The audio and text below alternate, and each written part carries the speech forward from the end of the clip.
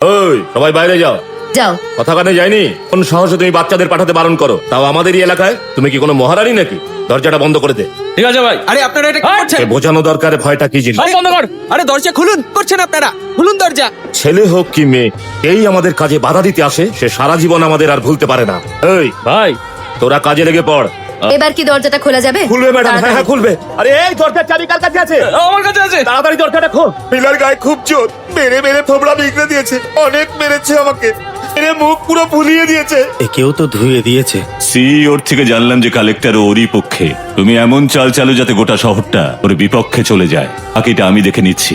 তুমি পারবে তো কাজটা করতে? নিশ্চয়ই পারবো স্যার। ভেতরে এসো। আজকে বাড়িতে মা মিষ্টি বানিয়েছিল। Thank you. কেমন খেতে? তুমি আমায় বিয়ে করবে তো ম্যাডাম? কি? আমার বন্ধু বলেছে যে তুমি যদি এই মিষ্টি খাও তাহলে তুমি আমায় বিয়ে করবে। সেই জন্যই তো আমি তোমাকে মিষ্টি খাওয়ালাম, আর তুমি খেয়েও নিয়েছো, মানে এখন বিয়ে করতেই হবে।